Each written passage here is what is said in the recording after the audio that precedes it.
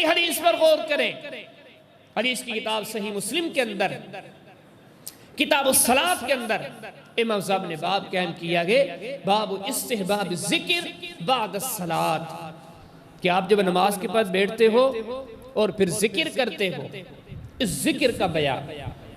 اور میں آگے بات لے کے جانے سے پہلے یہ آپ سچوں کے سامنے گزارش کروں، یہ عادت ڈالو۔ کافی سارے ساتھی ہوتے نماز پڑھ کے فی الفور چلے جاتے ہیں۔ اللہ کے بندو، یہ لمحات آپ دنیا سے، دکان سے، دفتر سے، گھر سے کٹ کے یہاں آئے ہو،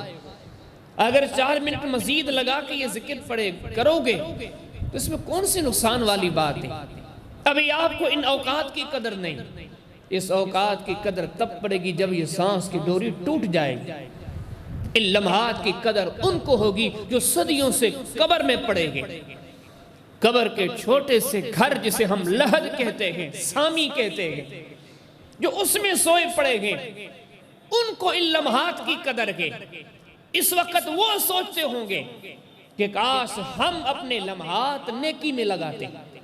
لیکن ان بیچاروں کی کاش کسی کام کی نہیں۔ اور آج ہم ہیں جو ابھی یہ معاملات ہمارے ہاتھ میں ہیں، ایسے نہ ہو کہ ہم بھی یہاں سے جا کے اس قبر کے چھوٹے سے گھر میں، اس لحد میں، اس سامی میں سو کر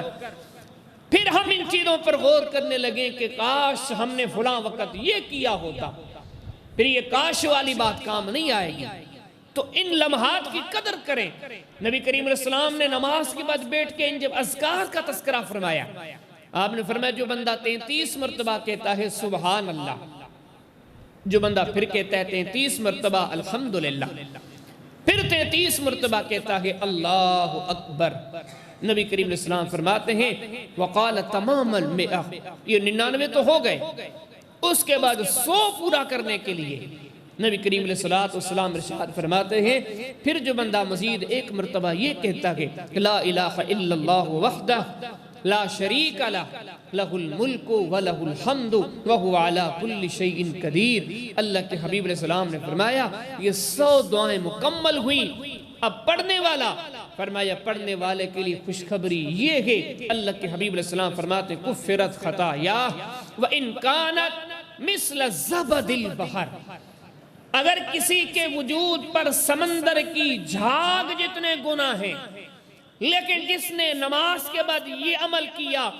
اس چھوٹے سے عمل کی وجہ سے اللہ پاک نے سارے گناہ معاف کر دیے، اگرچہ سمندر کی جھاگ جتنے کیوں نہ ہو۔ کتنا بڑا مہربان ہے۔ اچھا، آگے بات لے کے جانے سے پہلے کافی لوگوں کو انگلیوں پہ یہ ذکر گننا نہیں آتا، وہ کافی کہتے ہیں کہ تسبیح ہونی چاہیے، یا کافی ساتھی کہتے ہیں کہ ہم یہ کیسے گنیں، یہ آسان ہے، آپ کے ہاتھ میں 5 انگلیاں ہیں، اس انگوٹھے کی ڈیوٹی لگا لیں گننے کی کہ یہ گنے گا، باقی رہتی ہیں 4 انگلیاں۔ 4 انگلیوں کے آپ بیچ میں دیکھیں گے 3 نشان ہیں، 1 2 3، ایک انگلی میں 3 ہو گئے، دوسری انگلی کے ملائے 6 ہو گئے،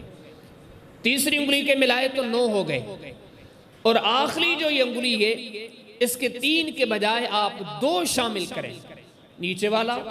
اور یہ بیچ والا۔ ایک مرتبہ کہیں گے سبحان اللہ سبحان اللہ سبحان اللہ، 3 ہو گئے، پھر دوسری سے آج جب گنیں گے سبحان اللہ سبحان اللہ سبحان اللہ، 6 ہو گئے، تیسری سے گنیں سبحان اللہ سبحان اللہ سبحان اللہ، 9 ہو گئے، اب آخری انگلی اس کے آخر میں 2 گئے، سبحان اللہ سبحان اللہ، یہ 11 ہو گئے۔ اسی طرح ایک مرتبہ اور گنیں گے 22 ہو جائیں گے، اسی طرح تیسری بار گنیں گے 33 ہو جائیں گے۔ کہ 33 کی تعداد بڑی آسان ہے، اگر کسی کو یہ ترتیب آ جائے تو نبی کریم علیہ السلام نے فرمایا کہ کوئی نماز کے بعد 33 مرتبہ سبحان اللہ کہہ دے، 33 مرتبہ الحمدللہ کہہ لے، 33 مرتبہ اللہ اکبر کہہ دے، اور آخر میں 1 مرتبہ یہ جو دعا بتائی لا الہ الا اللہ وحدہ لا شریک لہ لہ الملک و لہ الحمد وہو علی کل شیء قدیر۔ اللہ کے پیارے حبیب علیہ السلام نے فرمایا آپ کی نظروں میں یہ کلمات چھوٹے ہوں گے، یہ عمل چھوٹا ہوگا، یہ محنت چھوٹی ہوگی، لیکن سنو اللہ کی نظر میں اس کی بہت بڑی حیثیت ہے، اتنی بڑی حیثیت ہے کہ رب العالمین فرماتے ہیں حدت عنہ خطایا وان کان مثل زبد البحر، اللہ پاک اس کے بدلے میں سمندر کی جھاگ جتنے گناہ بھی آپ کے معاف کر دے گا۔